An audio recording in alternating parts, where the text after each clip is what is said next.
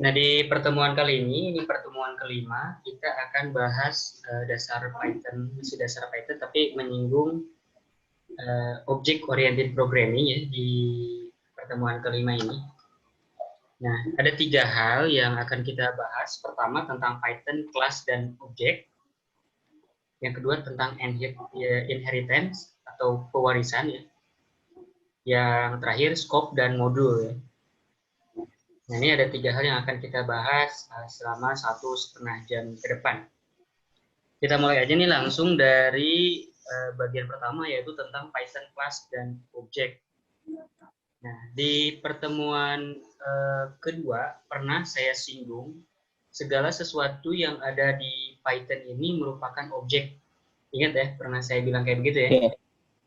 Nah, di sini kita akan coba ulas lebih dalam seperti apa sih objek itu di Python. Apakah kita bisa meng-create objek, dan kalaupun demikian, apa objek yang udah ada existing di Python.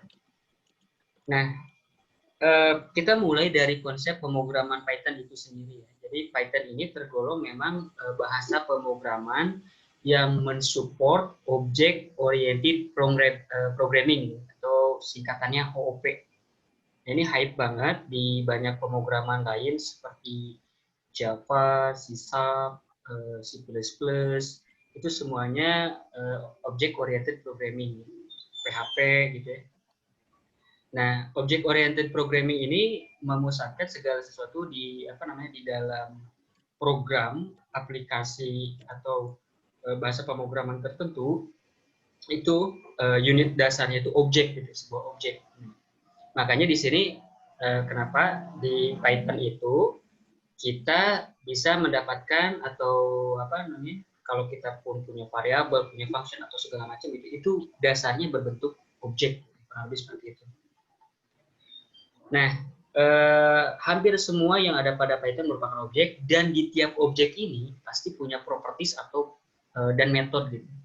Jadi konsep pertama itu ada sebuah objek, di dalam objek itu ada yang namanya properties, ada yang namanya metode. Nah, ini perlu diingat-ingat nih ya. Segala sesuatu di Python merupakan objek, dan di dalam objek ini ada yang namanya properties dan metode. Nah, sekarang nih nyambung lagi nih ke bahasan pertama kita, yaitu tentang kelas dan objek. Kelas ini apa gitu? Apa nyambungnya dengan objek? Nah, kelas ini merupakan sebuah objek konstruktor atau blueprint untuk membuat sebuah objek. Jadi kalau kita pengen ngebikin objek, nah kita wajib atau kita bisa memanfaatkan kelas gitu ya. Jadi kelas ini sebuah konstruktor lah. Ketika kita ingin membentuk sebuah objek, membuat sebuah objek, kita perlu membuat kelas terlebih dahulu. Sampai sini nangkep ya. Jadi konsepnya kelas itu apa, objek itu apa. Yeah. Nah, struktur kelas nih pada Python, kita masuk lebih dalam nih. Kan kelas ini konstruktor atau blueprint untuk membuat sebuah objek ya. Nah, sekarang kita tanya dong, kalau begitu, kan berarti ketika kita ingin membuat objek, kita butuh membuat kelas kan. Nah, sebagaimana sebelum-sebelumnya kan kita diperlihatkan struktur for, struktur if, while, dan lain sebagainya. Kelas juga ada strukturnya di dalam pemrograman Python. Nah, struktur dari kelas di Python ini seperti ini deh. Jadi kita tinggal panggil nih si kelasnya kelas, keyword kelas, terus kita define di sini class name-nya apa, bebas terserah apapun yang kita kehendaki gitu ya. Ini kita sebenarnya di sini bisa parsing variabel juga ke dalam kelas, yaitu nanti opsional sebenarnya. Nah, terus diakhiri dengan titik 2, sama seperti pada mendefinisikan blok if, while, dan for gitu ya. Pakai titik 2 seperti ini. Nah, selanjutnya kita bisa define atau men-set up properties ataupun metode di dalam kelas gitu. Nah, jadi seperti ini strukturnya gitu ya. Nah, kita langsung aja ke penerapan aslinya gitu ya. Nah, ini bentuk dasar sebuah kelas ya. Jadi kita di sini akan membuat kelas namanya itu myClass. Namanya seperti saya bilang tadi, bebas aja mau apapun. Kasih titik 2. Di sini saya men-set up sebuah variabel x sama dengan 5. Kita biarkan aja seperti ini dulu ya. Nah, ini saya jalankan. Nah, di sini saya udah membuat kelas nih. Kelas yang namanya myClass. Kalau saya print si myClass ini, nah dia apa namanya? Bentuknya objek ya. Kalau ada apa namanya? Kayak siku seperti ini gitu ya. Nah, ini menunjukkan yang kita print baru satu adalah objek. Gitu ya. Nah, terus kita bisa, karena dia objek kan, seperti saya bilang di atas, objek ini dia terdiri dari properties atau metode. Ya. Jadi kita bisa listing nih metodenya nih dengan teknik yang pas di pertemuan kedua kita bahas, yaitu pakai fungsi dir. Ini kalau saya listing si myClass yang di atas ini, nah ini keluar banyak metode ataupun properti yang sudah ada pada kelas yang kita bangun. Tapi kalau dilihat, padahal kan kita mendefine kelas yang kita buat di awal kan cuma seperti ini gitu ya. myClass X sama dengan 5.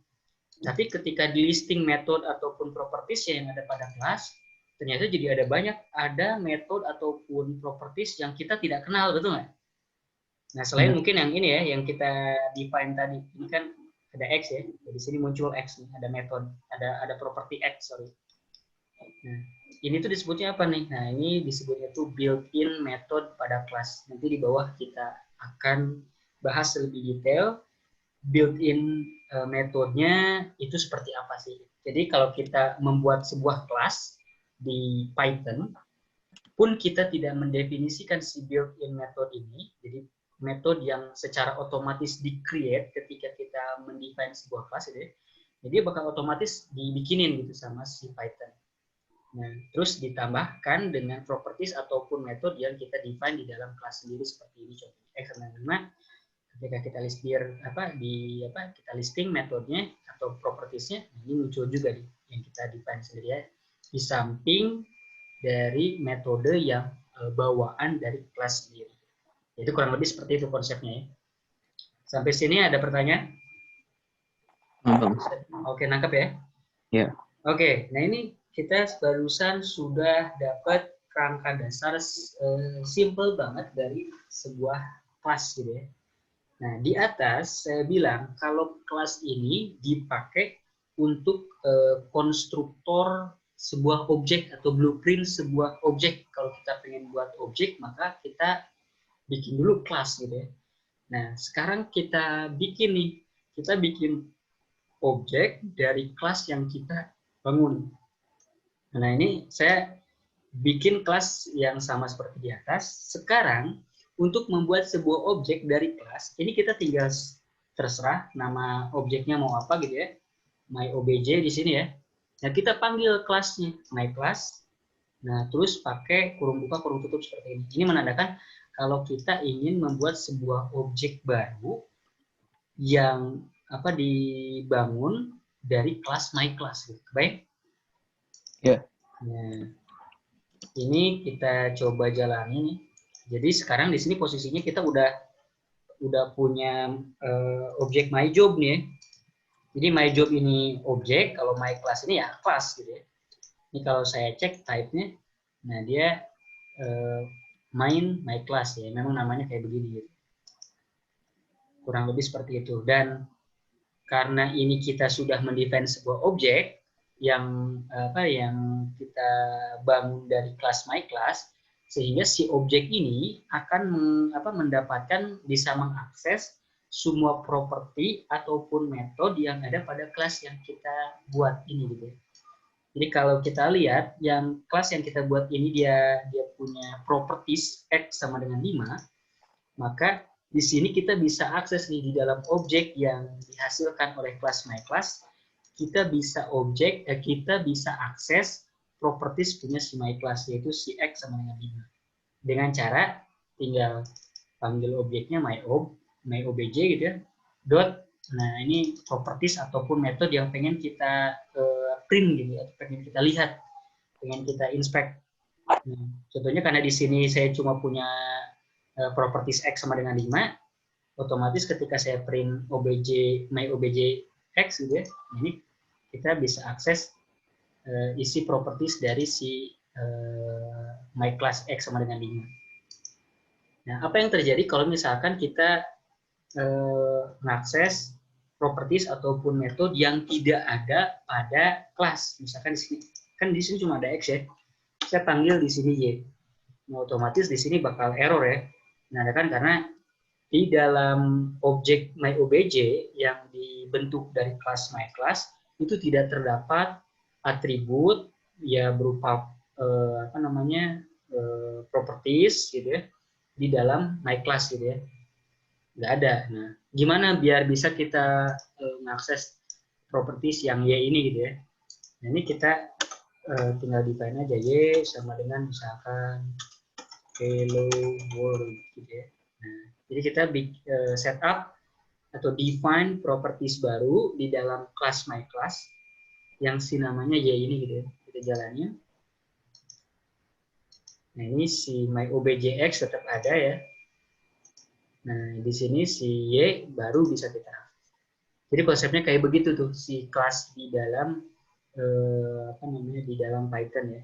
Ketika diturunkan, ketika dibentuk jadi objek, si objeknya bisa mengakses properties ataupun metode di dalam objek. Kalau saat ini kita baru tunjukkan gimana cara mengakses properties pada sebuah kelas. Gitu. Properties itu kayak variabel, kurang lebih kayak begitu. Sampai sini nangkep? Ya. Oke ya. Nah, di sini kan kita udah dapet nih konsep kalau sebuah objek itu kita bisa mendefinisikan properties seperti ini ya. Bisa lebih dari satu properties yang tersimpan, yang didefine di dalam sebuah kelas. Dan si objek yang diturunkan dari kelas tertentu bisa mengakses setiap properties yang didefine di dalam kelas. Nah, selanjutnya nih, kita akan berkenalan dengan yang namanya init function. Strukturnya seperti ini. Di sini tuh sebenarnya underscore 2 kali ya. Jadi kalau diketik manual tuh dia underscore init underscore kurung buka kurung tutup, kurang lebih seperti itu. Init function. Ya, sekarang di konsep kelas tuh ada yang namanya init function. Apa itu init function?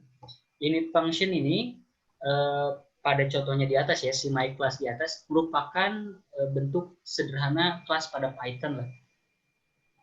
Jadi kalau misalkan kita lihat di sini juga ada init. Nah, ini ya, ada init function ya. Jadi function sederhana yang ada pada si myClass gitu ya. Jadi dia otomatis di-generate ketika kita meng-create suatu kelas. Nah, untuk apa sebenarnya si init function ini ya pada kelas? Ini kita harus tahu dulu nih, kenapa harus ada init function gitu ya. Mungkin tidak akan dibahas semua built-in metode yang ada pada sebuah kelas, paling yang sering dipakai di init ini ya, untuk dasar. Gitu. Nah, init ini merupakan built-in function yang otomatis tercreate ketika membuat sebuah kelas itu satu. Nah, init function ini uniknya ketika kita meng-create objek, ya, meng-create objek dari suatu kelas, contohnya di sini kita membuat myObj ya, sebuah objek yang namanya myObj dari kelas myClass dengan cara seperti ini. Ya. Ketika kita panggil ini, ketika si Python mengeksekusi baris kode ini, maka yang terjadi adalah di dalam si kelasnya yang dipanggil, kan ini manggil si myClass ini ya, dia akan sebenarnya akan mengeksekut si init function ini terlebih dahulu. Jadi init function ini merupakan function default pada sebuah kelas yang selalu dijalankan ketika kelas diinisiasi atau ketika kelas ini digunakan untuk membentuk sebuah objek, gitu, kurang lebih seperti itu ya. Clear ya? Ya. Nah, selain itu si init function ini juga digunakan untuk melakukan beberapa hal lah. Kalaupun ada init function dan ternyata, oh iya, init function ini selalu diexecute nih di dalam kelas dan diexecute-nya itu dijalankan ketika kelas diinisiasi. Terus kalau misalkan si init function ini diexecute dijalankan pada saat kelas diinisiasi, manfaatnya apa? Nah, manfaatnya karena si init function ini akan diexecute ketika kelas diinisiasi, maka kita bisa melakukan hal-hal berikut nih yang bisa dilakukan di dalam init function. Biasanya yang akan dilakukan di init function itu pertama, assign value properties ke dalam objek. Jadi kalau misalkan kita pengen memasukkan variabel nilai tertentu dari luar objek ke dalam objek, nah ini biasanya dilakukan di init function. Karena init function itu satu, dia bakal di-execute ketika kelas diinisiasi gitu ya. Jadi sebelum melakukan kelas lain gitu yang ada di dalam kelas, ya dia terlebih dahulu akan melakukan assign value gitu ya. Variabel dari luar dimasukkan ke dalam variabel internal di dalam kelas. Kurang lebih seperti itu idenya. Jadi di init ini sekali lagi pertama bisa digunakan untuk assign value, ya value di dalam kelas itu kan properties ya, assign nilai pada sebuah properties di dalam kelas, ya bisa sumbernya dari luar atau diinisiasi secara hard coded gitu ya, itu juga bisa. Kurang lebih seperti itu penerapan pertamanya, manfaat adanya init function. Selain itu, si init function ini bisa digunakan untuk melakukan operasi ya terserah mau penjumlahan, pengurangan, atau call API, atau melakukan hal apapun yang diperlukan di awal kali atau ketika kelas diinisiasi gitu ya. Misalkan cek tanggal dulu atau cek ngapain gitu ya, memang secara kebutuhan gitu ya harus dilakukan di awal gitu. Ini bisa dikerjakan di function init ini. Nah, itu ya, itu function init. Nah, kita langsung ke penerapannya nih. Di atas kan kita bikin kelas sederhana seperti ini. Sekarang kita akan buat sebuah kelas yang selanjutnya bakal akan terus dipakai konsepnya ya. Jadi sekarang kita akan buat sebuah kelas namanya person. Person ini ya kelas yang akan menampung properties name dan age lah gitu ya. Nama dan umur ya, kurang lebih seperti itu. Dia akan punya sebuah properties namanya name dan age. Nah, seperti saya bilang di atas, di sini kita akan terapkan init function. Jadi cara nerapinnya cukup kayak gini, panggil. Karena sekali lagi namanya function, berarti ketika mendefinisikannya di dalam kelas, kita pakai fungsi def deh. Pakai fungsi def, terus ada init. Nah, di dalam sini kita input parameter, kalaupun ada ya, parameter yang dibutuhkan atau yang diperlukan si init function ini. Karena di sini setupnya saya pengen si init function ini bisa mengassign variabel dari luar kelas ke dalam kelas gitu ya. Ini ada dua variabel namanya name dan age yang akan kita input dari luar kelas ke dalam kelas. Nah, kita input ke dalam properties di dalam kelas ya. Jadi ada assign value ke properties pada objek kelas. Nah, ini propertiesnya self.name, self.age gitu ya. Dan sekali lagi karena dev init ini adalah subtask di dalam kelas person, makanya di sini harus ada indentation level ya, menandakan kalau si blok dev init ini punyanya si kelas person. Itu satu ya. Nah, ini cara penerapannya gitu ya, penggunaan atau pembuatan si init function di dalam Python. Kalau ini kita execute, nah, terus gimana cara bikin cara menggunainnya, cara mengakses si init function ini gitu ya. Di dalamnya kan ada properties name dan age. Gimana kita cara mengaksesnya? Ini caranya mudah banget. Sama seperti di atas ini. Cara kita meng-create objek dari sebuah kelas. Di sini saya bikin objek namanya person 1.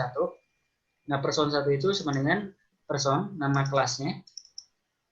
Nah, terus di sini karena kebetulan di di init functionnya ini saya input dua name ini, sehingga ketika saya mendefinisikan objek memanggil kelas person, kita harus memasukkan dua variabel yang dibutuhkan. Kalau di sini di define-nya name dan age ya. Di sini saya define John, age-nya 36 ya. Nah, ini kalau misalkan saya nggak pakai parameter ya, padahal di sini ada gitu ya. Ini bakal kayak gimana kira-kira outputnya, Mas? Error nggak kira-kira? Error ya harusnya. Nah, kita tes. Betul, error. Ini errornya tuh init missing two required position argument. Di sini kelihatan nih, init di dalam class function required two positional argument, name dan age. Sementara di sini kita nggak kasih. Di dalam initnya dia butuh variabel, pas nge-create objek dari kelas person, kita nggak kasih. Nah, ini makanya error. Sehingga di sini kita inputkan seperti ini ya. Name-nya kita set si John, age-nya 36. Nah, ini urutannya sama ya. Nah, terus ketika kita create objek seperti ini, kita create dulu aja ya. Kita bisa mengakses properties yang properties yang ada pada objek person 1. Karena di atas ini ada name self.name self.age. Jadi si objek yang diturunkan dari kelas person ini bisa mengakses properties yang ada di kelas person ini. Jadi person1.name, person1.age. Nah, kurang lebih seperti itu konsepnya. Gitu. Yang self itu dari mana sih yang self? Nah, yang self itu apa? Di bawah kita akan bahas. Pasti bingung ya, Okay. kenapa tiba-tiba ada self gitu? Buat apa sih self itu ya? Oke. Itu kita keep dulu ya Mas, nanti di bagian bawah. Nah, sampai sini ada yang ditanyain lagi selain yang self tadi? Belum ya? Sih. Yeah. Nah, sekarang setelah sebelumnya di atas ini kita ngebahas kalau di dalam kelas ada yang namanya properties ya seperti ini ya, properties kayak variabel di dalam kelas itu. Dan ada init function dengan sifat yang tadi kita bahas ya. Nah, sekarang kita akan bahas objek metodenya. Objek metode. Karena kan si objek atau kelas di dalam Python itu selain tadi ada properties, ada metode juga ya. Nah, metode yang kita bahas sebelumnya ini baru metode built-in si init function ya. Metode itu sama dengan function lah, seperti itu ya. Sebuah objek dapat berisi metode. Metode pada objek merupakan function yang dimiliki oleh objek. Berarti dalam hal ini si init ini karena bentuknya function ya metode juga di dalam personnya, di dalam kelas person. Ini kalau kita lihat juga contohnya si myClass yang awal tadi, dia banyak built-in method di sini ya. Banyak built-in method. Nah, sekarang kita akan gali lebih banyak tentang seperti apa metode di dalam kelas objek Python ya. Nah, struktur function pada Python ya, ini untuk review pengingat ya. Ini seperti ini, def, function name, titik 2, task, dan bisa return ya. Ini untuk mengingat-ingat pertemuan kemarin ya, tentang struktur function di dalam Python. Strukturnya seperti ini. Nah, kalau misalkan function ini, function seperti ini, kita masukkan di dalam sebuah kelas, maka otomatis function ini disebutnya itu metode gitu ya. Metode dari sebuah kelas gitu ya. Nah, gimana implementasinya? Kita akan extend si kelas myPerson ini yang tadinya hanya punya built-in function init gitu ya, yang kita expose. Kita akan buat function ya di sini random aja namanya myFunction gitu ya, myFun. Ini saya masukkan self, sementara terima dulu aja kenapa harus masukin self gitu ya. Nah, di sini si functionnya sebenarnya sederhana. Dia hanya akan melakukan proses printing, ngeprint sesuatu gitu ya. Ini maksudnya hello my name is self.name. Di sini self.name ini properties di dalam kelas ya. Jadi di sini saya udah initiate self.name sama dengan name. Nah, makanya ketika saya panggil di sini dia bisa kepanggil gitu ya. Karena di sini udah saya parsing self objeknya. Nah, ini metode nih, metode custom yang kita tambahkan ke dalam objek person. Nah, kita execute. Selanjutnya ketika kita udah bikin kelas person dengan menambahkan metode myFunc ini di dalam kelas ini ya. Terus bagaimana kita mengakses, paling tidak ya mengakses si metode ini gitu ya. Ya tentu saja pertama kita create dulu objeknya ya. Person 1 tetap aja gitu ya namanya. Diturunkan dari kelas person. Kita inputkan variabel yang dibutuhkan sesuai yang ada pada init. Kita jalankan. Nah, di sini kalau sebelumnya kan kita list dir untuk si my function ya si person. Nah, ini kita lihat nih. Ketika sudah ditambahkan metode myFunc, harusnya ada masuk ke entry si person 1 di directory list metodenya ya. Ini kalau kita lihat, nah di sini ada myFunc, ada apa namanya di sini tuh properties name, ini method my function, ini properties age, okay. Ada 3 ya, yang kita custom, yang kita tambahkan ke dalam class person di samping yang built-in ini. Nah, untuk mengakses si metodenya sama seperti mengakses si properties, cuma dia pakai kurung buka kurung tutup, menandakan kalau yang kita panggil ini metode ya, bedanya gitu. Tapi caranya sama, titik dot metode atau propertiesnya. Kalau metode dia setelah nama metodenya panggil kurung buka kurung tutupnya gitu. Ini kalau kita enter, hello my name is John, kurang lebih seperti itu. Nah, ini kan kita mendefinisikan satu metode. Di dalam kelas bisa lebih terdiri dari lebih dari satu metode lah, bisa banyak, terserah kebutuhan kita gitu ya, ketika kita mendesain sebuah kelas untuk nantinya membuat suatu objek gitu ya. Ini contohnya saya buat metode baru gitu. Ini dev hitung self ini saya kasih, ini juga bisa memiliki inputan gitu ya. Nah, cuman seperti saya bilang tadi, kalau ada variabel di dalam di dalam sebuah objek, yaitu perlu kita setup di awal initnya ya, untuk kita masukkan dulu gitu ke dalam objek person. Sini saya akan definisikan sebuah properties baru, self.a sama dengan a gitu ya. Ini juga bebas namanya apa ya, kalau ini saya samain biar nggak pusing ya. Self B sama dengan B gitu. Di sini saya bisa mengakses si self A dan self B print. Dan di sini juga sama aja seperti struktur dev yang sebelum-sebelumnya ya. Kita bisa print juga bisa formatting dan lain sebagainya. %s tambah misalkan ini penjumlahan ya. %d lah misalnya, %d sama dengan %d. Jadi kita buat seperti ini. Ini kita A, B, dan A plus B gitu ya. Jadi si metode hitung, kita define metode baru namanya hitung. Ini memang nggak ada korelasinya dengan si class person ya, tapi hanya untuk menunjukkan bagaimana sebuah kelas gitu ya, kelas person ini punya lebih banyak atau lebih dari satu metode custom seperti ini.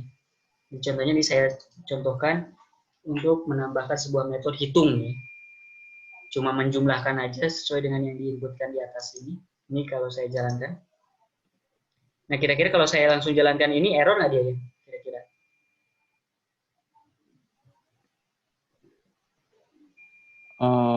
Error ya.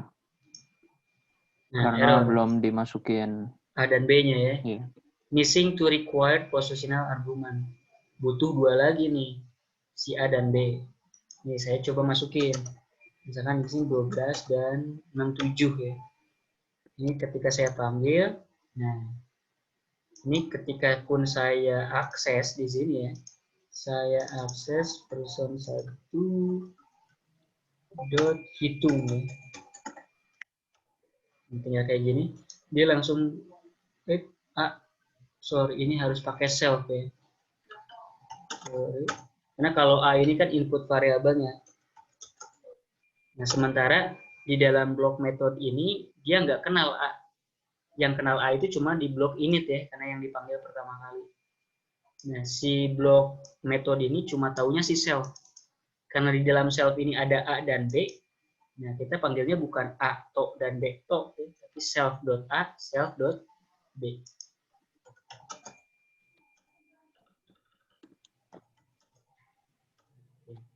Caranya lagi ya. Sehingga di sini ketika saya create objek baru, nah gitu ya. Kurang lebih seperti ini. Ada pertanyaan? Saya masih error. Di mana ya errornya? Errornya kayak gimana, Mas? Dia bilang person object has no attribute A.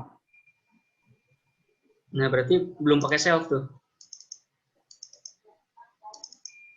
Oh, yang A tambah B-nya juga pakai self ya? Iya, di atas ini sesuaikan aja kayak gini. Jadi, sekali lagi di bagian init function itu kan seperti tadi saya bilang, kita bisa mengassign variabel dari yang asalnya dari luar objek, luar kelas gitu ya, ke dalam kelas. Sisi kiri ini merupakan variabel-variabel yang ada di dalam kelas. Bisa diakses oleh metode ataupun properties di dalam kelas gitu ya. Nah, variabel yang sisi kanan ini merupakan nilai-nilai variabel-variabel yang sumbernya dari luar kelas. Nah, makanya ketika kita panggil A dan B di luar init, pasti bakal error. Karena metode ini ataupun metode si hitung ini nggak tahu si A dan si B maupun name atau age. Dia tahunya self.name, self.age, self.a, self.b. Kurang lebih kayak begitu ya.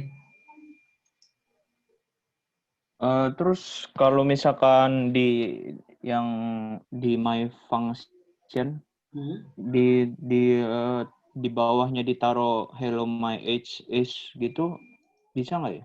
Bisa. Di Langsung sini saya tadi sempat error. print misalkan n my age is, ini saya pakai concatenation aja ya, self.age gitu ya. Ini saya running. Nah, ingat ketika nge-running ini apa namanya? Kelasnya kan di-update nih. Objeknya juga harus kita running ulang ya. Harus kita update ulang. Nah, ini kita panggil nih si metode myFunc-nya. Kan only concat string not integer. Oh, ini karena age ini integer, sorry ya. Pakai cara ini formatting lebih rapi. Kayak gini aja. Sorry. Karena integer apa age ini dia integer ya pas di input ya. Makanya di sini nggak bisa di concat. Nah, di sini, hello, my name is John and my age is 36 ya. Sampai sini clear? Masih error? Iya, dia bilang invalid syntax. Invalid syntax. Di itu and my age is %d. Persen self age. Oh iya.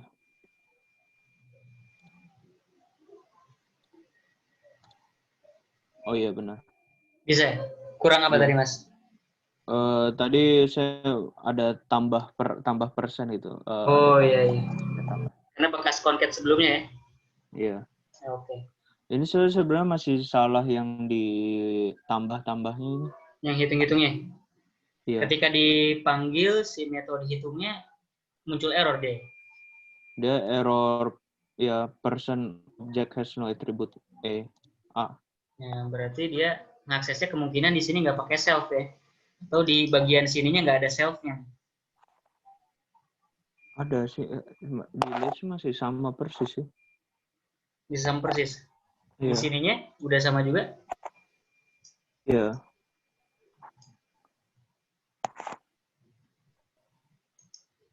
Coba di share screen aja, Mas.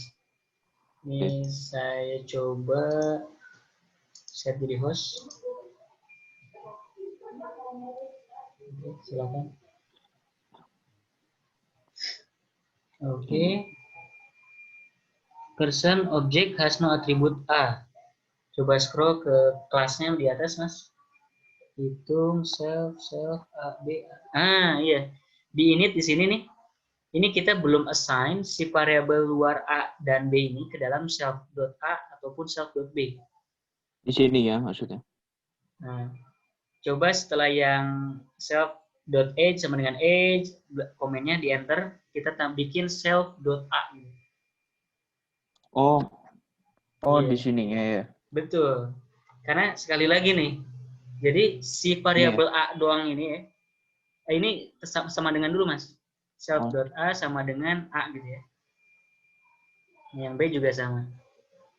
Sorry, oh, sama dengan. Nah, oke. jalankan, cek lagi sekarang. Oh Nah, iya. bisa. gitu. Kayak gitu. Oke, saya share screen lagi ya. Nah, jadi Ya. yang barusan itu kelewat tuh bagian ininya nih. Nah, sekali lagi, kenapa tadi errornya A nggak ada di dalam kelas person ya? Karena di bagian ini kita belum assign nih si A-nya ke dalam objek. A-nya udah masuk ke dalam objek, tapi udah masuk gak di-assign ke properties apapun di dalam objek. Makanya ketika diakses di metode manapun, nggak akan dapat gitu ya.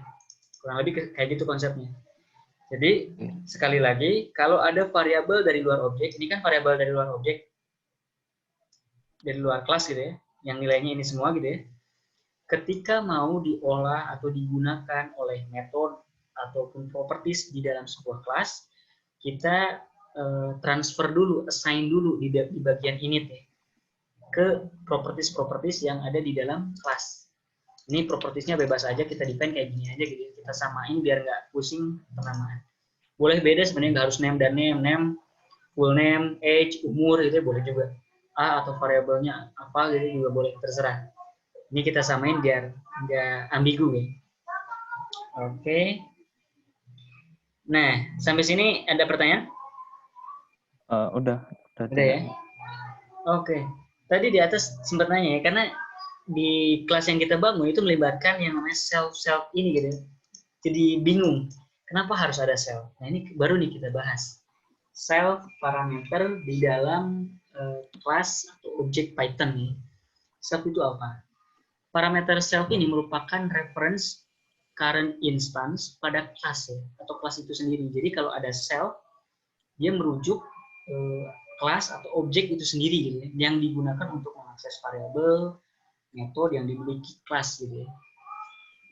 Nah, jadi penamaan parameternya ini pun sebenarnya bebas aja, nggak harus self ya, tapi defaultnya itu kalau di Python biar mudah dikenali itu orang biasanya pakai self gitu ya.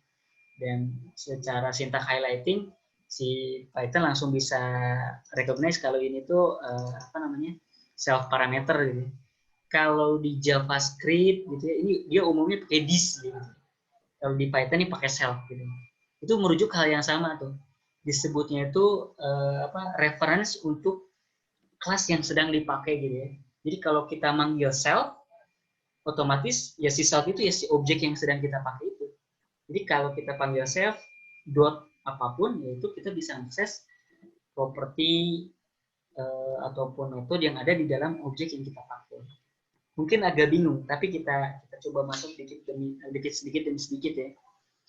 Nah, selain definisi si self tadi merupakan reference untuk dirinya sendiri gitu ya, untuk merujuk pada dirinya sendiri, si kelas itu sendiri atau si objek itu sendiri gitu ya. Sebenarnya penamaan kelas ini penamaan self parameter ini nggak harus self gitu. Bisa bebas apapun. Jadi tapi ada aturannya, ketika kita define nama lain, kita harus konsisten. Nah, nggak bisa campur-campur ya. Kalau misalkan kita nggak mau pakai self, saya pengen di sini contohnya saya pakai variabel namanya itu parameter namanya itu my internal object gitu ya. Nah, ketika ini digunakan untuk menggantikan self, maka setiap function atau metode pada kelas wajib menambahkan si parameter ini ya. Jadi urutan pertamanya itu harus si parameter yang kita define custom ini ya. Kalau misalkan kita nggak custom ya sesuaikan self aja tetap gitu. Ini kan kalau kita diperhatikan metode apapun yang ada di dalam version itu dia mencantumkan self di dalamnya. Kalaupun kita tidak menggunakan self, kita bisa nih menggunakan custom name lain bebas. Contohnya seperti ini ya. Cuma harus konsisten ke bawahnya seperti ini. Gak bisa misalkan kalau tiba-tiba di sini dia kita tadi ada yang hitung gitu ya. Terus di sini tiba-tiba pakai self sendiri gitu ya. Padahal di atas kita udah pakai yang custom. Clean test gitu. Kita coba jalankan. Ini kita coba panggil dan kita coba call si ini ya. karena mungkin ini si self-nya nggak dipakai, sebenarnya nggak akan error. Tapi kalau misalkan di sini kita pakai nih, self.name, ya. Padahal di sini parameter reference objeknya sendiri itu bukan self, tapi kita ganti pakai my internal obj. Saat seperti ini, tes John masih bisa ya, karena kayaknya ketimpa dari yang atas. Coba kita restart.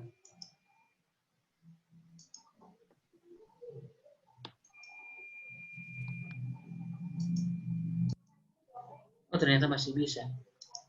Aneh juga. Tapi kalau bisa sih konsisten aja ya. Ini kalau di sini cell, ya di sini juga cell. Kalau ini kita mau ganti pakai my internal obj, ya di sini kita juga pakai internal obj. Nah, itu disebutnya tuh self referencing. Tapi daripada pusing diganti dengan yang lain, saya rekomendasiin sih tetap pakai yang namanya self ini. Gitu ya. Nah, dengan menggunakan self ini sebenarnya ketika kita pergunakan di dalam objek, gitu ya, di dalam kelas, nah kita bisa mengakses variabel ataupun metode di dalam kelas ini sendiri. Jadi contohnya nih, self.name, self.age, self.a, self.b. Ini sebenarnya secara tidak langsung kita menambahkan property name ke dalam kelas person. Jadi nanti bisa dipanggil person.name, menambahkan property age dalam person, variabel a dalam person, property b dalam person. Kurang lebih seperti itu konsepnya. Nah, di sini ini kalau misalkan full kita buat misalkan ya, apakah bisa? Tadi kan saya bilang setiap function yang ada pada pada sebuah kelas perlu menambahkan si self ini ya ketika mau diakses. Ketika saya nggak tambahkan self ini, kira-kira bakal kayak gimana hasilnya?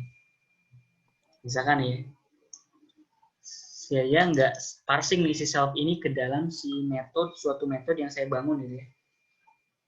Jadi saya kosongin, tapi di dalam metodenya saya akses self.name, self.age ya. Kira-kira bisa nggak?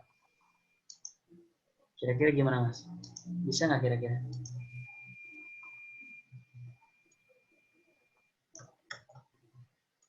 Kita buat objeknya. Nah, ini missing ya, kita hapus aja dulu. Karena nggak dipakai. Oke. Terus kita panggil si dot my phone. Nah. Oke. Nah, di sini error. Tag zero positional argument but one was given. Gitu ya. Error nih, karena kalau kita tambahin self baru.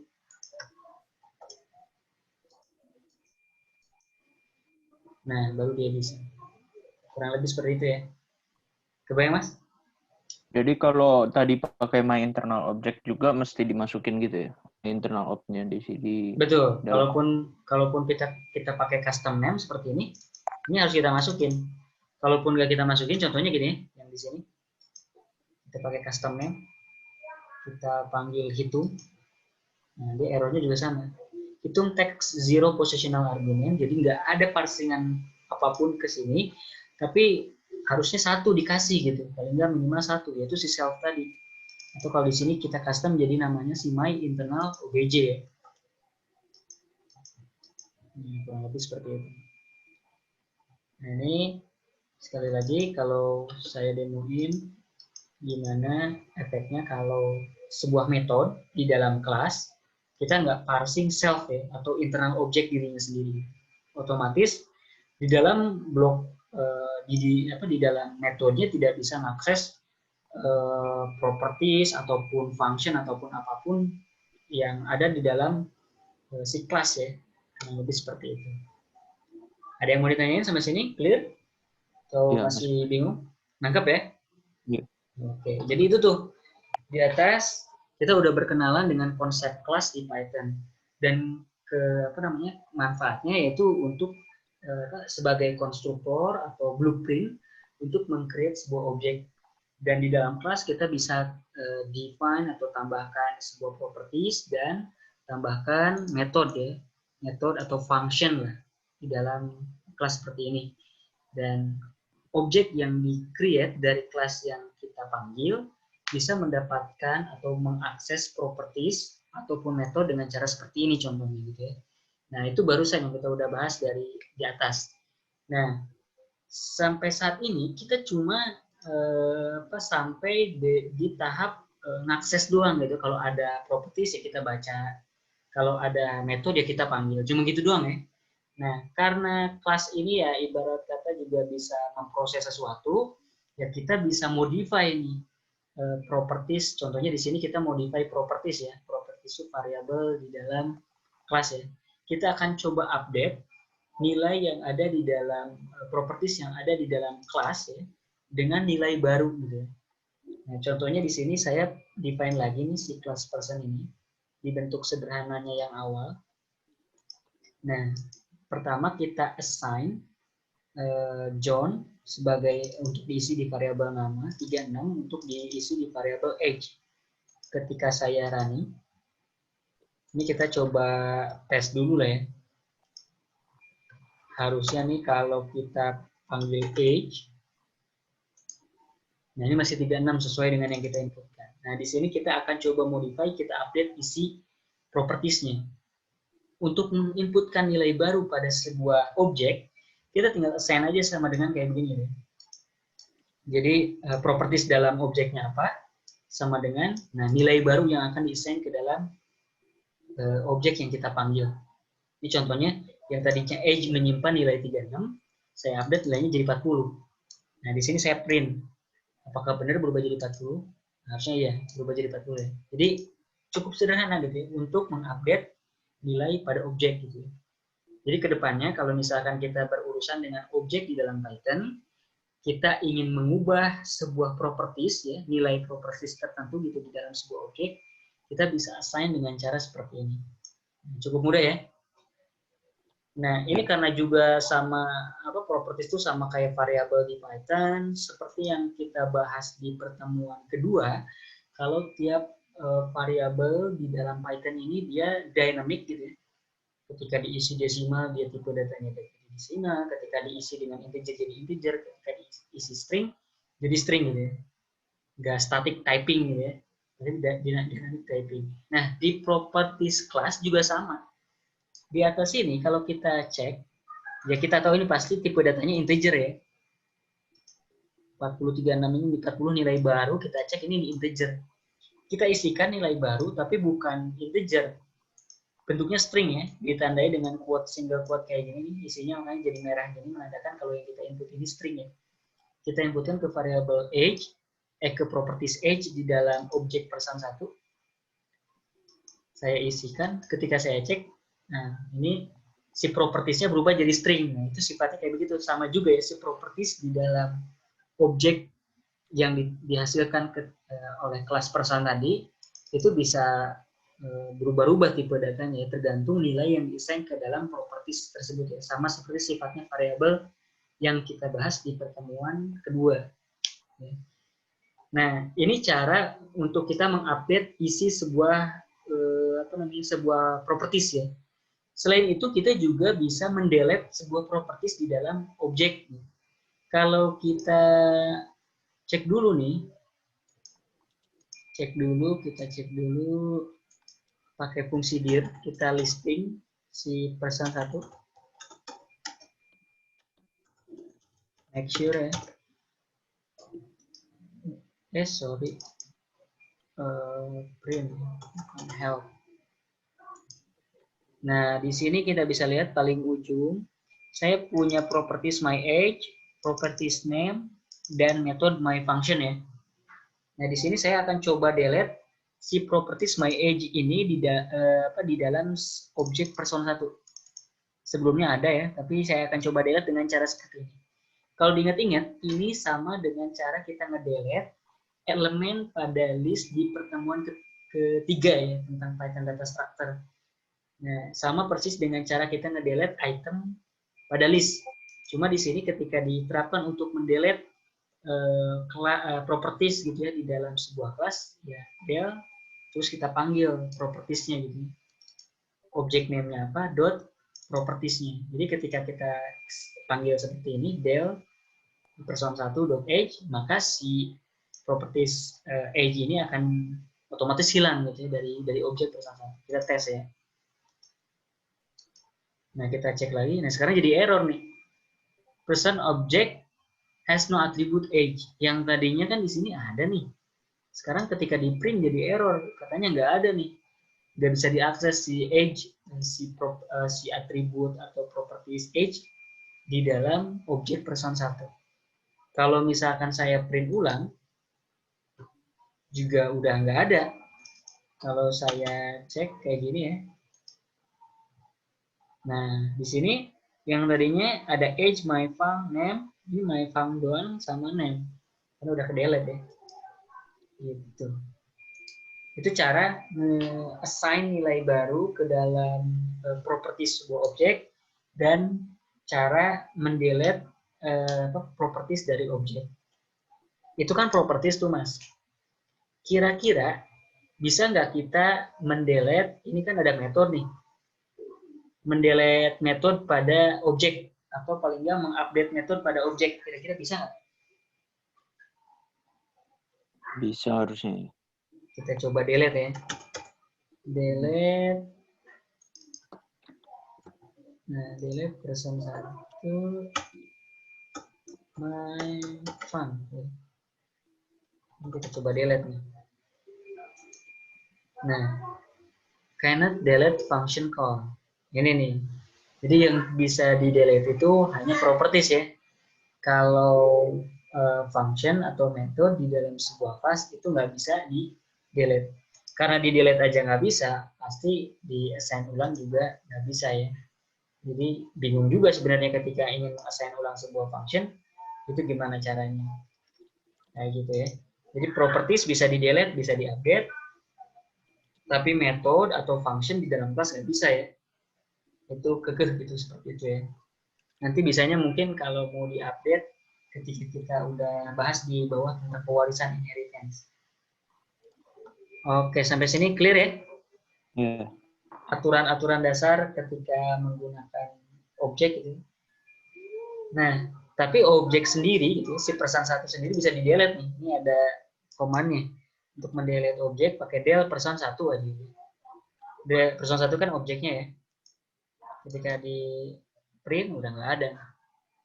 Nah, ini untuk mendelete sebuah objek ya. Gitu. Yaitu beberapa metode manipulasi dasar dan assign nilai baru pada properties di dalam objek dan mendelete properties di dalam objek, terus mendelete objek itu sendiri ya dengan cara del nama objeknya. Nah, sampai sini ya kita udah bahas beberapa operasi dasar. Selanjutnya ini mau ngenalin lagi, selain tadi kan ada fungsi unik, init function, ini ada yang namanya pass statement ya. Ini juga kadang di beberapa pemrograman struktur program di Python sering menggunakan pass statement ini ya. Nah, pass statement ini apa? Kenapa harus kita kenalkan pass statement gitu ya? Pass statement ini sebenarnya jadi berangkat dari kondisi kayak gini sebenarnya. Ketika kita mendefine sebuah kelas itu nggak bisa kosong tok gitu ya, nggak ada apapun gitu ya, kita nggak set properties, kita nggak set metode gitu, benar-benar kosong gitu. Itu nggak bisa, karena dia pasti bakal error ya. Nah, tapi gimana nih kalau misalkan memang kita lagi butuh, entah alasannya karena apa gitu ya, kita pengen bikin sebuah objek, tapi objeknya kosong, nggak ngapa-ngapain, nggak nge-assign sebuah properties apapun, nggak nge-create metode apapun, atau function apapun. Nah, ini kita bisa manfaatkan statement pass ini ya, PASS. Nah, ini kan saya tunjukkan kenapa kita nggak bisa nge-create kelas isinya empty, nggak ada apapun gitu ya. Nah, ini contohnya dia bakal error ya, karena Nggak bisa kita mendefine sebuah kelas gitu tanpa ada sesuatu di dalamnya gitu ya. Sama aja kayak kita ngedefine if, tapi nggak ada apapun di dalamnya gitu ya. Itu jelas nggak bisa. Nah, sehingga gimana kita agar dapat mengakomodir hal ini gitu ya. Kita bisa memanfaatkan fungsi pass seperti ini. Tinggal kita taruh aja pass.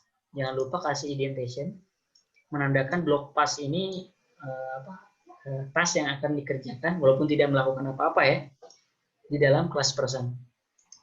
Ketika saya panggil dan saya bisa create nih kan nggak error ya. Saya bisa create objek baru. Nah, di sini saya bisa cek kita listing metode apa aja yang di dalam objek ini. Nah, ini cuma default metodenya aja. Nggak ada properties custom yang kita tambahkan ataupun metode atau function yang kita tambahkan.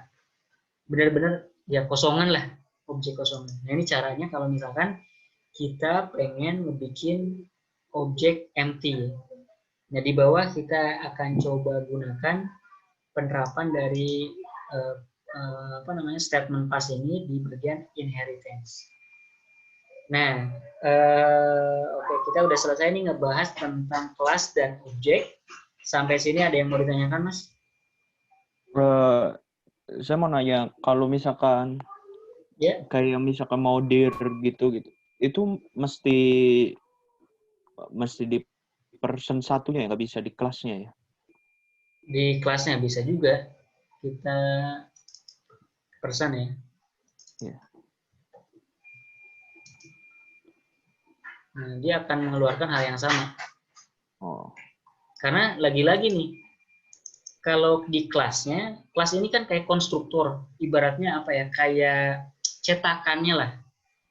Nah, person satu itu kayak udah hasil produk jadinya gitu. Itu bedanya antara tadi, makanya definisi kelas itu kan merupakan sebuah konstruktor atau blueprint dari sebuah objek gitu ya. Jadi pasti si objek yang di-create dari sebuah dari sebuah kelas yang memiliki apapun yang ada di dalam kelas ini gitu. Kebayang sampai sini, Mas? Iya. Yeah. Nah, berarti kalaupun kita listing dir person dan listing dir person satu gitu, si objek dan si kelas ya isinya sama-sama aja gitu. Yang lebih seperti itu. Oke. Sampai sini mungkin kita akan coba sedikit exercise. Coba bikin sebuah kelas. Nah, ini akan spontan aja nih. Coba buat sebuah kelas. Kelasnya namanya itu fluid. Namanya fluid. Nah, di dalamnya silakan definisikan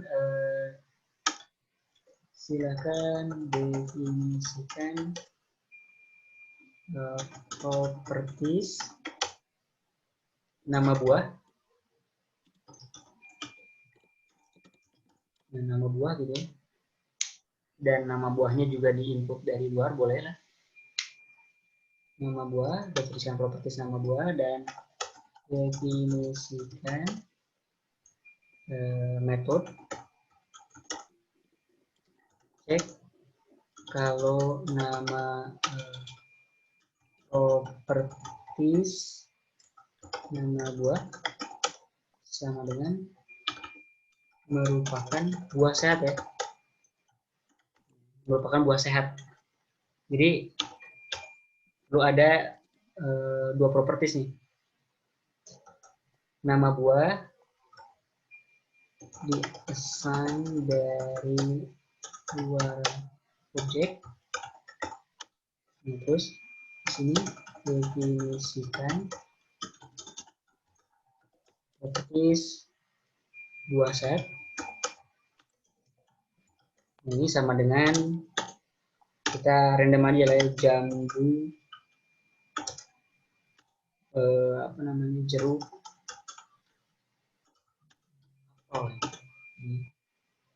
Nah, sampai sini clear ya. Jadi kita bikin properties bentuknya list, dan ini bikin properties variabel biasa tapi sumbernya itu di-assign dari luar objek.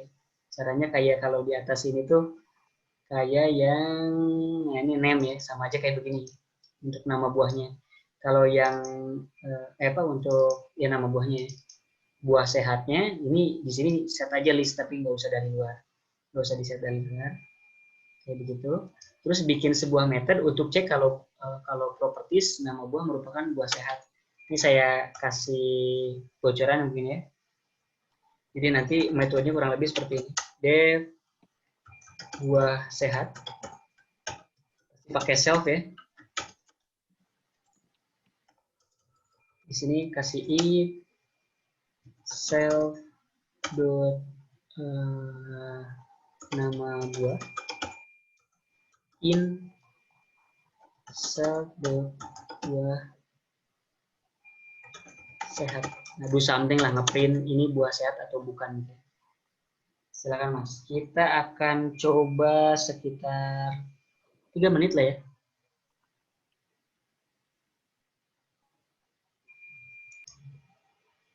Nah, selanjutnya kita akan membahas tentang Python inheritance.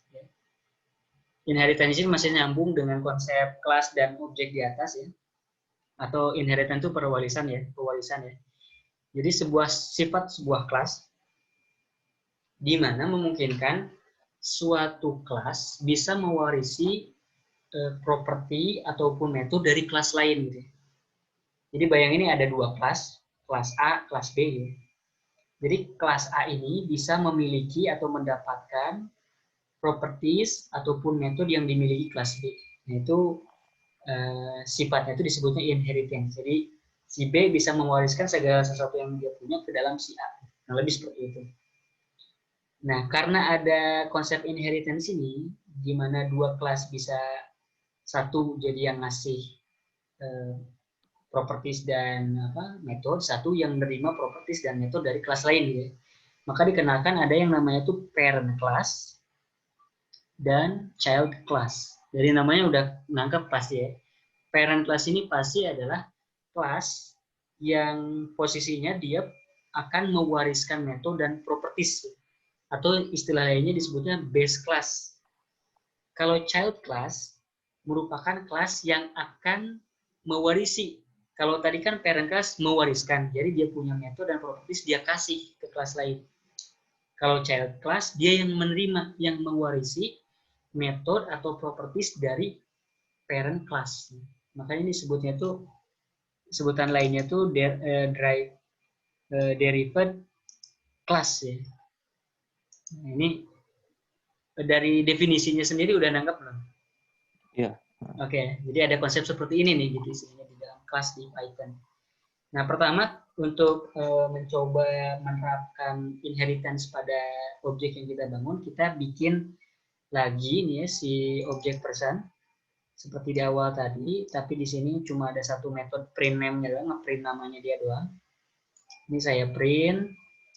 Jadi kalau saya biasalah saya bikin objek baru namanya X dari kelas person, karena di sini ada 2 inputan variabel ya, saya pass through 2 variabel juga, sehingga di sini ketika saya panggil X, print name, saya bisa mengakses metode di dalam objek yang diturunkan dari kelas person ya. Saya panggil, nah ini dia akan ngeprint John Doe. Kalau ini nama lain, Darmawan ya. Kalau saya panggil seperti ini, dia akan ya mengembalikan sesuai dengan yang saya tulis di sini ya, karena dia akan ngeprint first name, last name. Nah, sekarang kita akan membentuk child class. Sesederhana ini ya bentuk umumnya ya. Jadi karena di sini hanya untuk intro dulu, awalnya kita intro dulu ya. Ini saya gunakan si parameter pass yang tadi di atas saya bilang ya. Kalau pass ini dia nggak akan ngelakuin apapun ya. Kalau mau bikin empty si objeknya nggak ngelakuin apapun itu. Nah di sini saya bikin bikin kelas baru.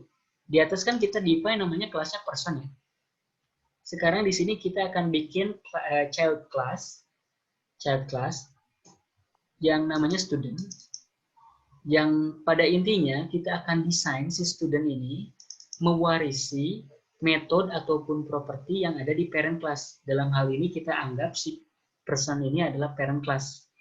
Karena kita tahu di parent class yang namanya person ini, dia ada dua properties ya, first name dan last name, dan juga satu metode, si print name ini ya, berarti ada 3 hal, 2 properties, dan ada satu metode ya di dalam class person. Nah, kita akan coba wariskan ke child class yang namanya student ini gitu. Kurang lebih seperti itu idenya. Nangkap ya? Nah, ini saya coba running. Saya create child class. Jadi ketika saya panggil student, ya ini untuk mewariskan properti ataupun metode apapun dari kelas di atasnya, tinggal kita masukkan aja nih di sini. Pesan gitu ya. Nah, kita running. Nah, sehingga kalau di sini kan kita panggil x.person. Karena di sini kita udah punya child class, kita tinggal create aja child apa namanya? Objek baru dari si kelas student ini. X sama dengan student nih. Kayak gini. Kurung buka, kurung tutup. Kalau saya nggak, ini contohnya saya nggak pass through apapun ya. Nah, dia muncul error. Student missing two required positional argument, fname dan lname. Kalau kita take a look ke student object yang kita bikin, student class yang kita bikin, ini kan di sini nggak ada lname dan fname. Lname dan fname itu adanya di si person, betul nggak? Kok bisa? Nah, ini yang saya bilang. Karena si kelas di dalam Python ini bisa inheritance. Person mewariskan properties ataupun metode ke kelas lain dengan cara seperti ini. Otomatis ketika kita panggil si student punya behavior yang sama dengan si person. Ketika person di sini butuh 2 inputan nama kalau mau dipanggil, maka karena student juga merupakan child atau mewarisi properti yang ada pada person, maka si student juga harus diperlakukan sama. Kita input, terserah di sini contohnya Budi Darmawan ya. Contohnya seperti ini gitu ya. Kurang lebih seperti ini konsepnya. Nangkep ya? Nah, ini idenya apa, sebuah kelas bisa mewarisi properti ataupun metode dari kelas lain. Sehingga kalau saya define seperti ini, si X ini yang di-create, yang di-construct dari kelas student, bisa memanggil metode yang ada di person. Metode yang ada di person kan ada print name ya. Padahal nih si X ini diturunin dari student. Di student di sini nggak ada apa-apa. Nah, tapi di sini bisa kita demonstrasiin bagaimana sebuah objek yang namanya X ini yang dihasilkan dari kelas student bisa mengakses metode yang kita define di kelas person. Kita jalanin. Nah, kurang lebih seperti ini ya. Nah, ini kita list aja nih untuk membuktikan kalau si person ini, kalau si student ini mewarisi metode-metode yang ada di dalam kelas person ya. Ini kalau kita list metode-metodenya sama apa namanya, sama propertinya. Nah, di sini kan si student ini kita lihat dia ada punya print name ya. Punya metode print name. Si person dia punya print name juga. Punya metode print name gitu. Sampai sini clear ya? Nah, itu ini sifat inheritance di dalam apa namanya, kelas Python ya. Jadi dua kelas bisa, satu sebagai pewaris, satu yang mewariskan. Nah, ada satu hal unik lain ketika kita menambahkan init. Contohnya nih kita udah bikin kelas student ini yang jadi child class, mewarisi properti dari kelas person gitu ya. Kita tiba-tiba nih pengen ngelakuin init function, karena di sini kan cuma pass doang ya. Kita coba nih bikin improvisasi. Di bagian initnya kita panggil, ya di sini saya bikin properti baru lah ya. Properti yang hanya eksis di kelas student. Ya, saya kasih nama new var ya. New var ini concat name dengan last name ya. First name dan last name. Saya biarkan seperti ini gitu ya. Ketika saya jalankan, nah terus saya buat lagi nih seperti contoh di atas ini. Saya buat objek baru namanya X dari kelas student ini yang sekarang saya update, mengakses init functionnya. Di dalam initnya saya assign properti baru ya, new var ya. Saya jalankan. Nah, ketika saya ngakses Xprint name, kalau di atas ini kan, kalau cuma saya isi pas nih di studentnya, dia bisa ngakses ya. Bisa ngakses metode yang ada di dalam si person. Nah, cuma kalau misalkan setelah saya timpa kayak gini di si initnya, saya panggil Xprint name, jadi error. Errornya, student object has no attribute first name. Kira-kira kenapa, Mas? Di sini ada jawabannya sebenarnya. Jadi ini nih masalahnya. Kalau di child class, ini khusus di child class nih, Mas. Kalau di child class, tiba-tiba kita ngedefine init, dia bakal nimpa init punya si parent. Nah, kalau di init di parent ini kan kita tahu nih kita mendefinisikan first name dan last name. Kalau di child kita mendefinisikan init lagi. Nah, semua yang diisi di parent akan nggak ada, akan kehapus gitu ya. Akan diisi dengan yang hanya ada di child. Kecuali kalau kita define ulang di sini gitu ya. Itu beda lagi ceritanya. Nah, ini satu hal yang perlu diperhatikan. Jadi ketika pun saya create objek baru yang namanya X dari kelas student, dan kita pun di sini walaupun kita parsing si first name last name-nya ya, karena si metode print name ini butuh properties yang hanya diassign pada initnya punya parent person, sejak parent person initnya ditimpa oleh yang child, makanya jadi nggak bisa nemu. Makanya di sini error. Walaupun namanya sama ya. Walaupun kalau namanya sama mungkin bisa ya. Jadi kalau di sini saya kasih nama sama, self dot apa dia namanya ya, first name last name ya. Kalau namanya sama bisa. Tapi kan jadi dua kali kerja gitu. Name self dot last name ya. Name. Nah, kalau seperti ini ya bisa nih. Ini bisa. Cuma kalau seperti ini kan kayak kita define ulang lagi gitu kan. Bayangin kalau ini kan masih dikit ini. Bayangin kalau kita misalkan menghandle nanti program yang sangat besar, di initnya ini kan pasti bloknya banyak lah, katakanlah 15 baris. Masa 15 baris yang udah ada di kelas parentnya kita comot copy lagi ke dalam studentnya gitu ya, ke dalam childnya, kan nggak efektif ya. Benar nggak? Ya. Nah, gimana kita bisa menghindari kondisi seperti ini? Kita bisa mengedit atau mengcustom si init di level child tanpa harus kehilangan parameter-parameter yang udah kita define di parent, nangkap ya? Ya. Nah, ini caranya dengan ada tekniknya. Nah, ini caranya itu dengan seperti ini. Kita define si child class-nya, student. Seperti biasa kita panggil init function untuk si student ini.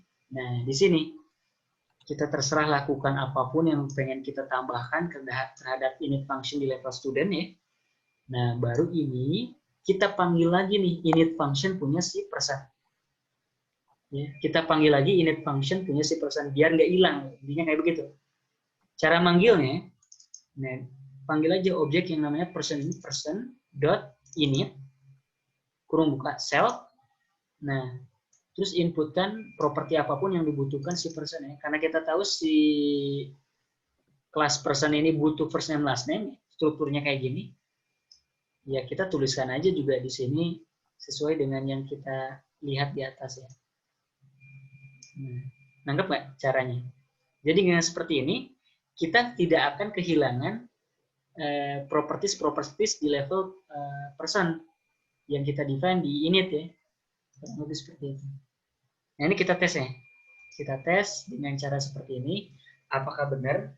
Tadi kan kalau kita nggak tambahin person.init bla bla bla ini, kita nggak panggil ulang si init function punya si person, kita nggak bisa mengakses properties yang di-define di init di level person ya. Kita cek sekarang, apakah jadi bisa benar atau enggak. Dan kita create kelas baru seperti ini, student. Kita create objek yang di construct dari kelas student. Kita pass through variabel ini nih John Doe, first name last name-nya ya, sebagai first name dan last name. Di sini saya coba akses print name. Kalau tadi nggak bisa, nah sekarang bisa ya. Kayak gitu. Nah, oke Mas. Ada pertanyaan sampai sini? Itu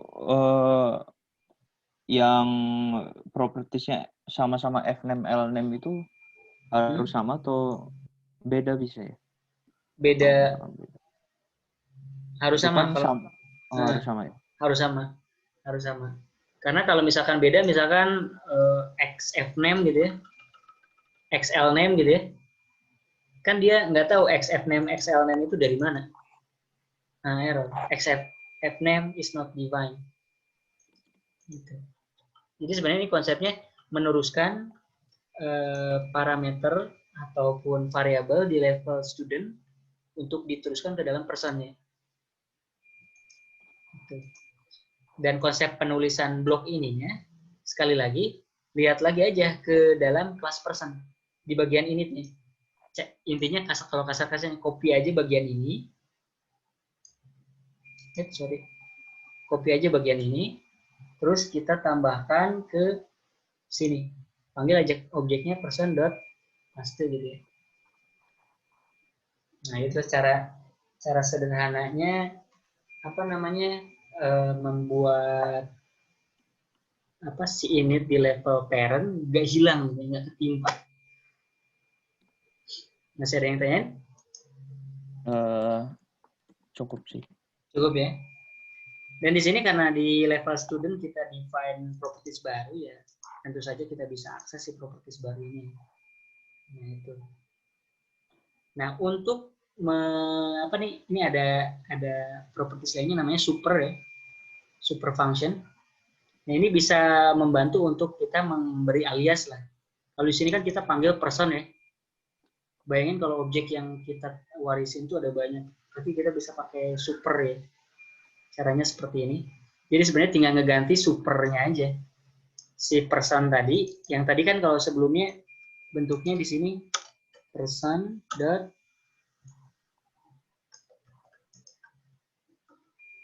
ini pakai self di sini ya, karena sesuai dengan yang kita define di bagian awal. Sebelumnya kan kayak gini ya. Nah, sekarang kita bisa memanfaatkan super, fungsi super. Kalau pakai fungsi super, nah jadi lebih ringkas lah, kurang lebih seperti itu. Jadi kita nggak perlu nginget-nginget lagi nih si objek personnya. Makanya panggil super, bla bla bla, dia langsung take care semuanya itu punyanya si person, langsung diwarisin lah semuanya, propertiesnya segala macamnya. Ini opsi aja ya, kalau nggak mau pakai bentuk seperti ini, kita bisa memanfaatkan fungsi super untuk menggantikan person ataupun parent objek apapun gitu ya. Nah ini menambahkan properties pada child, sebenarnya tadi udah ya. Ini kita bisa tambahkan seperti ini di child. Nah karena di sini jadi ada years, tadi kan cuma first name last name ya. Kita harus pass through lagi parameter ketiga di tahun. Jadi manggilnya ada 3. Kalau kita tetap 2 nih bakal jadi error. Ya error karena di sini di initnya kita define minta 3, tapi kita kasihnya 2 gitu. Ini kita balikin lagi. Ini jadi oke, kita create objek namanya X. Kita akses print name, metode di parent ya, di person. Nah, Budi Darmawan. Nah, di sini kita akses properties di level child class. Nah, kurang lebih seperti ini gitu ya. Jadi si child bisa mewarisi apapun dari parent, dan si child sendiri bisa mengenrich, menambahkan apapun biar lebih banyak lagi gitu. Dan juga tadi kan kita di sini si child-nya cuma baru ngedefinisikan init ya. Si child juga bisa mendefinisikan metode baru gitu ya, yang hanya eksis di level child. Contohnya di sini saya buat metode baru namanya welcome. Dan ketika kita create objek baru dari kelas student ya, dan di sini udah ada year. Nah ini saya tambahin objek welcome, sehingga si objek yang kebentuk bisa manggil metode welcome ini yang hanya sekali lagi eksis di child class tuh. Di level person kalau kita misalkan create objek baru dari person, si welcome ini nggak ada karena welcome ini kan cuma ada di level student. Dan student ini sekali lagi adalah child-nya yang diwarisi oleh si parent-nya yang namanya person class. Ini kalau saya call, nah jadi kayak gini ya. Dia bisa ngeprint metode bagian yang hanya eksis di level child. Nah itu tuh konsep inti dari inheritance di Python. Jadi kelas baru yang mewarisi properties ataupun metode itu dia bisa gunakan. Nanti setelahnya dia bisa nambahin metode baru lagi apa segala macam gitu tanpa harus menyentuh mengedit kelas utama. Gitu. Itu konsep utamanya kenapa harus ada konsep class inheritance di OP gitu ya. Nanti jadi kelas masing-masing kelas itu dependen gitu satu sama lain dan kodenya jadi clean gitu ya. Jadi lebih termaintain kurang lebih seperti itu.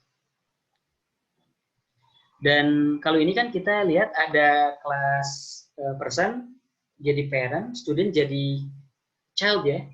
Nah, sebenarnya bisa juga multi class inheritance gitu ya. Jadi ada kalau di sini konsepnya tuh ada kelas person, ada kelas address. Dua-duanya itu jadi parent. Ini bisa dua-duanya jadi parent.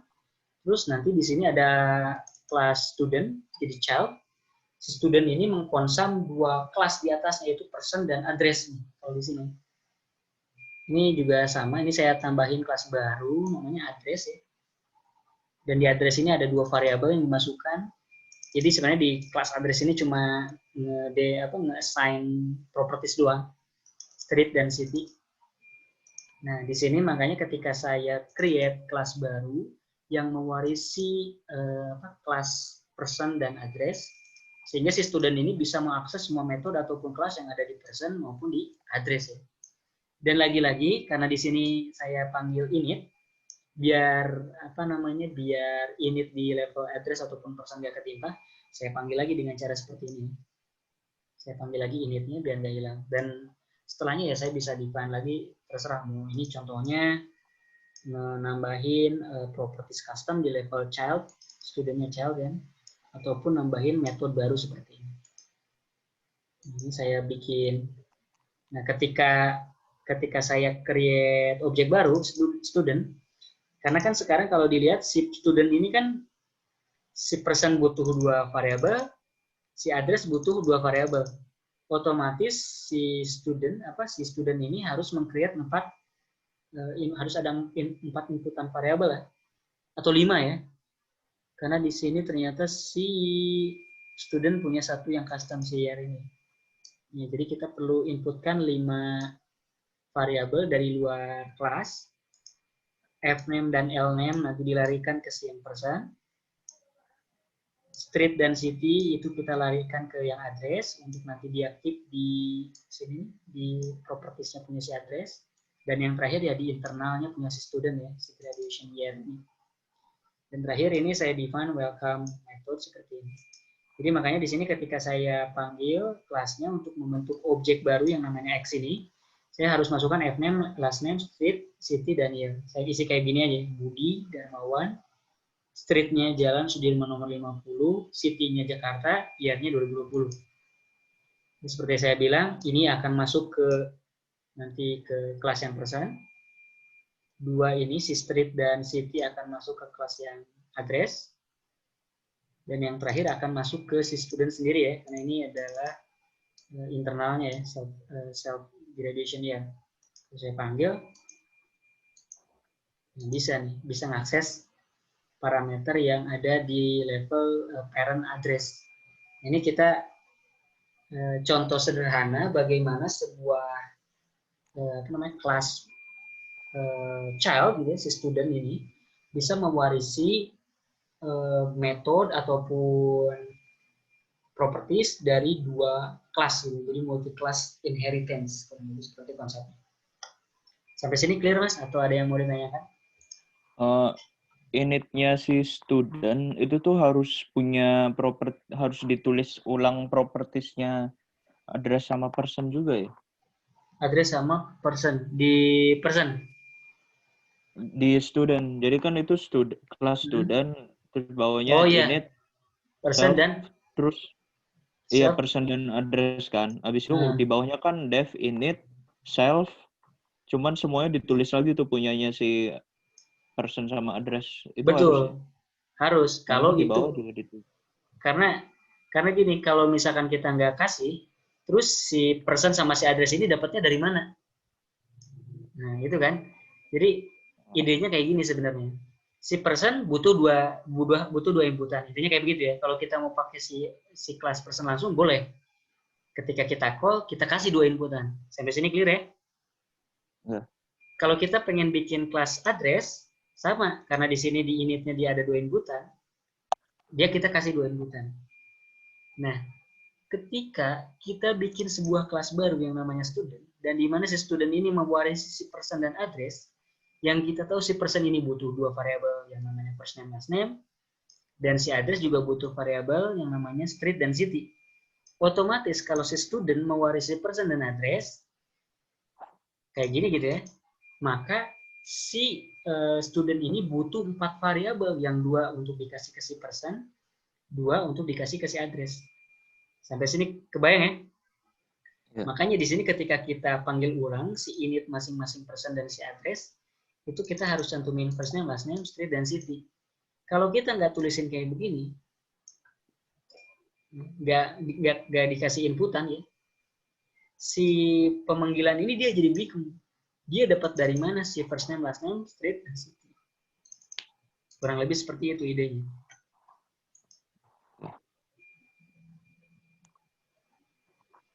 Clear? Atau Ya. masih bingung? Nangkap ya? Ya. Oke. Nah, itu dua bahasan yang kita yang utamanya lah tentang OOP ya. Di atas kita bahas tentang objek dan kelas, terus di sini kita belajar tentang pewarisan atau inheritance. Dependensi antara kelas satu yang jadi yang mewariskan, satu yang diwarisi gitu ya. Kurang lebih seperti itu. Nah, ini mungkin bahasan terakhirnya sedikit sih, ini tentang scope. Sebenarnya ini di awal juga pasti udah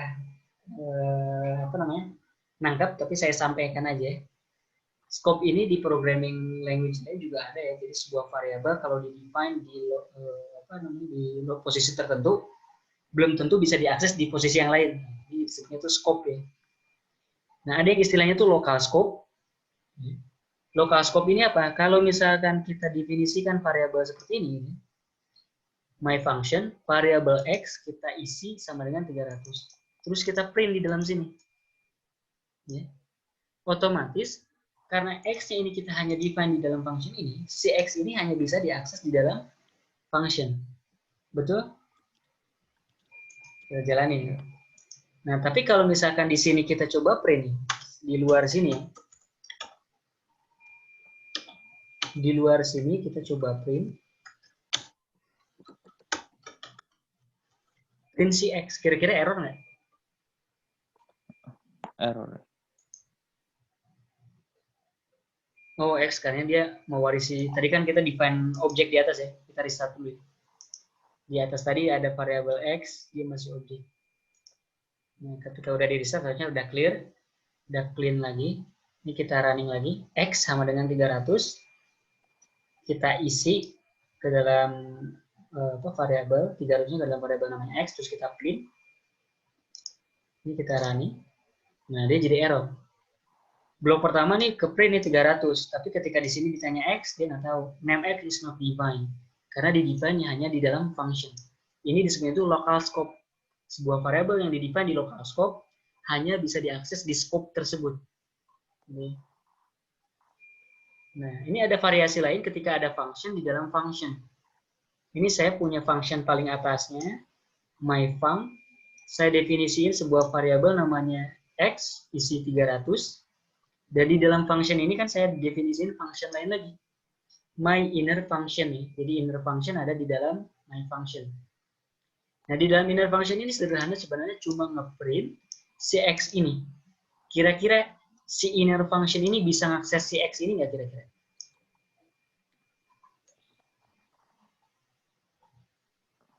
Bisa ya. Bisa, betul. Karena si my inner function ini kan di dalam scope si my function, betul? Ya. Nah, ini kalau saya running, dia bisa diakses. Kecuali kalau si my function ini ada di luar scope ya. Ada di luar scope seperti ini, sejajar gitu ya. Ini function satu, ini my inner function jadi sejajar gitu. Bukan my inner function di dalam my function. Kalau kita running, dia jadi error. Di dalam my inner function ada X, X-nya nggak tahu dari mana. Kurang lebih seperti itu idenya. Ini sekali lagi disebutnya itu local scope. Variabel yang di-define di dalam scope lokal tertentu hanya bisa diakses dalam scope tersebut. Di luarnya, itu nggak bisa akses. Atau di blok yang lain nggak bisa akses. Ya, contohnya seperti yang kita bahas di sini. Ketika ngeprint, seperti ini gitu ya. Kita ngakses X di luar, ataupun X, tapi kita akses di dalam inner function. Ini baru bisa. Kayak gitu. Ini local function, local scope, sorry. Local scope ya. Terus selanjutnya ada yang disebut dengan global scope. Global scope ini apa? Biasanya variabel yang kita define nggak di dalam function atau blok tertentu. Jadi posisinya di awal aja kayak begini. Jadi cuma X sama dengan 300 ya. Nggak di dalam function atau nggak di dalam kelas atau apapun gitu ya. Kita panggil kayak begini. Nah, otomatis si X ini disebutnya tuh akan menempati global scope gitu.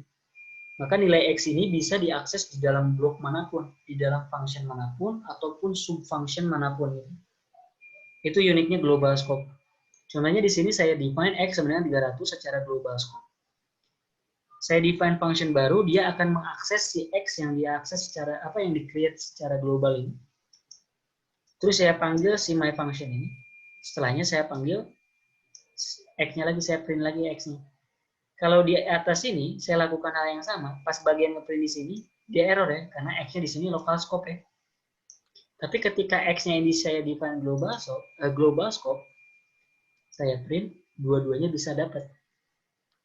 Itu bedanya ya, ketika kita define sebuah variabel global scope dan local scope. Oke. Nah, tantangan lainnya, kalau misalkan kita bikin global scope, contohnya di sini kita define 300, ya. Kita define 300, terus di sini kita define sebuah function, dan kita create lagi nih variabel X lagi nih, namanya sama. Kita isi dengan nilai yang lain, 200. Terus kita print di dalam function ya. Kita print yang setelah kita assign 200 ini. Di luar function ini, dia kita panggil, kita jalankan. Terus di akhir kita print lagi X. Ternyata kalau kita running, nah ini unik nih. Si my function ini akan ngeprint 200, sementara si print X ini akan ngeprint 300.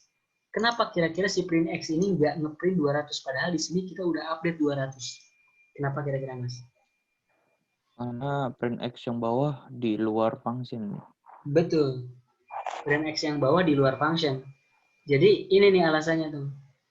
Jika ada nama variabel yang sama di dalam atau di luar suatu fungsi, maka dua-duanya itu akan akan diperlakukan sebagai dua variabel terpisah.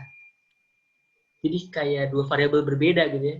Satu di scope mana, satu di scope mana. Ataupun misalkan kita define def my func 2 gitu ya. Kita define X lagi di sini. X sama dengan 700. Print X. Nah, X ini, dan X ini adalah X yang berbeda. Karena menempati scope yang berbeda pula gitu. Dan tidak saling mempengaruhi. Kecuali kalau misalkan nilai X ini yang di return terus diupdate di level global, itu beda lagi ceritanya. Nah, ini jadi kayak 3 variabel berbeda karena di beda scope ya. Ini kalaupun kita panggil, makanya nggak semacam kayak terupdate itu, kok bisa nggak terupdate ya, karena masing-masing variabel ada di scope yang berbeda. Ini yang pertama di print isinya 200 di dalam scope function ini, yang 700 di dalam scope function ini, yang terakhir X di level global scope. Ya. Sampai sini nangkap konsep global scope, local scope. Ya. Terus ini juga ada global keyword ya, ini bisa digunakan untuk kadang-kadang kan kalau kondisinya kayak gini jadi bingung. Gimana caranya kita mendefine sebuah variabel secara lokal di level function, block function kayak gini gitu ya, tapi bisa diakses dari luar function. Lengkap ya? Iya. Itu gimana caranya gitu ya?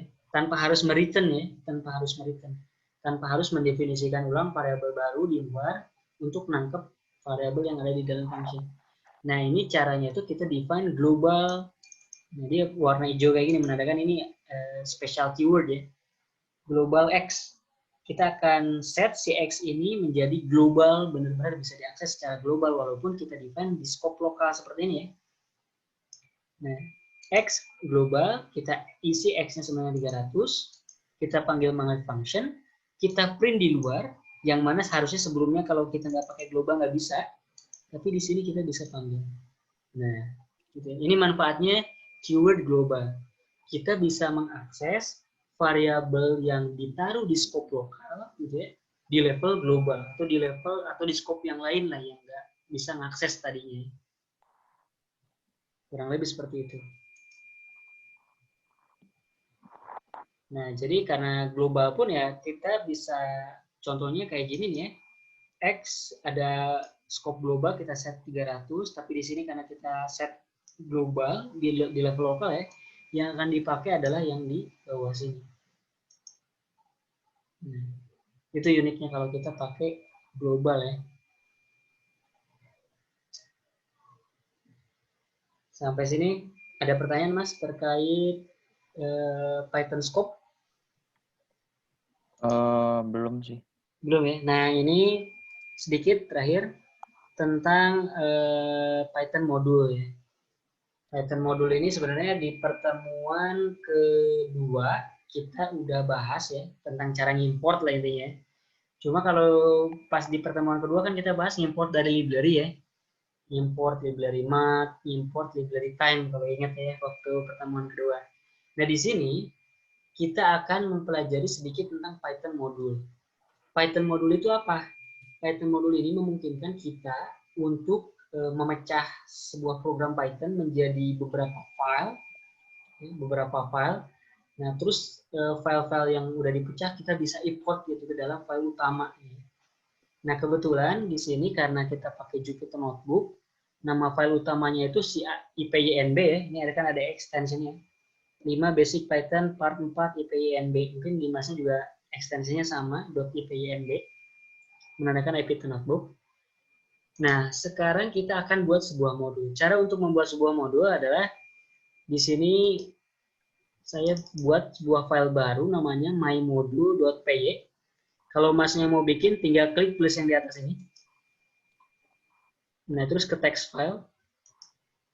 Nah, ini kan ada untitled file gini ya. Untitled text. Nah, ini di rename aja misalkan jadi ini hapus aja semuanya txt-nya kita hapus ya. test.py gitu. Nah, ini jadi file Python. Nah, tapi kalau Masnya kasih aja namanya my_module ya. Nah, dikasih my_module. Nah, terus di file my_module ini saya define sebuah function. Function sederhana namanya greeting yang tugasnya cuma ngeprint doang sebenarnya. Ngeprint hello nama. Nama ini ada variabel yang di feeding yang di pass through ke dalam function greeting ya. Ini kalau Masnya mau ngikutin juga silakan diketik. Iya. Ya udah. Udah ya? Nah, setelah kita buat script Python ini, kan ini .py ini sebenarnya script Python biasa ya. Kita akan import nih si script ini, si modul ini, si file Python mymodule.py ini. Cara ngimportnya gimana? Cara ngimportnya tinggal panggil aja namanya, karena di sini mymodule.py, maka kalau saya import mymodule. Dan kalau tadi ingat kan di dalam mymodule ada ada function greeting. Pun di sini juga saya bisa panggil nih, function punya si modul ini. Jadi kayak ngakses objek ya. Dia kayak ngakses objek, atribut di objek ataupun metode di objek gitu. Ini kalau saya panggil, nah di sini Budi kan, greeting ini kan sebenarnya tadi hello, karena di sini saya feeding Budi, ngeprintnya makanya di sini jadi hello Budi. Dengan seperti ini, tanpa kita harus menulis blok coding di dalam script mymodule.py, saya bisa import, saya bisa pergunakan gitu. Tinggal panggilnya caranya seperti ini contohnya. Kayak gitu. Saya ada error modul my module has no attribute greeting itu gimana? Kenapa? Has not attribute greeting. Iya. Nah, di my module-nya udah di-define kayak gini. Ada typo atau enggak? Udah. Udah, sama ya. Nah, ini di importnya juga sama. Nama filenya ya, perhatiin juga. Iya. Coba di share screen aja, Mas. Apa karena harus di save dulu atau? Di save dulu. Iya, di save dulu harus. Belum di save ya? Harus di save dulu ya? Iya. Ini saya udah set host, kalau mau share screen boleh.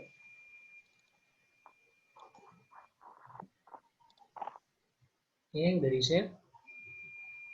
Save aja gitu. Save-nya? Oh, udah tinggal di Ctrl S aja. Udah ke save berarti. Nah, itu import my module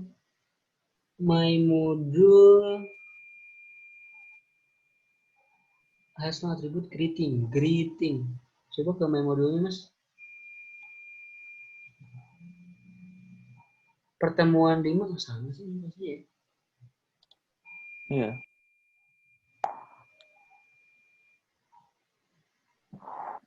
Import my module. Ini sama ini my module.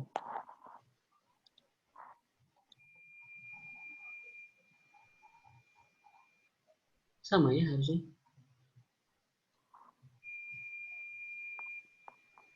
Coba dipanggil, Mas, di pertemuan 5. Yaitu di bawah panggil my module. Di sel paling bawah tulis saja my module. Nah, run. Modul my module. Betul ya. Coba dir my module. Kita list ada metode greeting ya.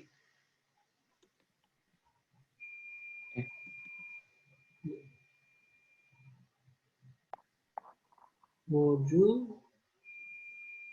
Iya, nggak ada ya.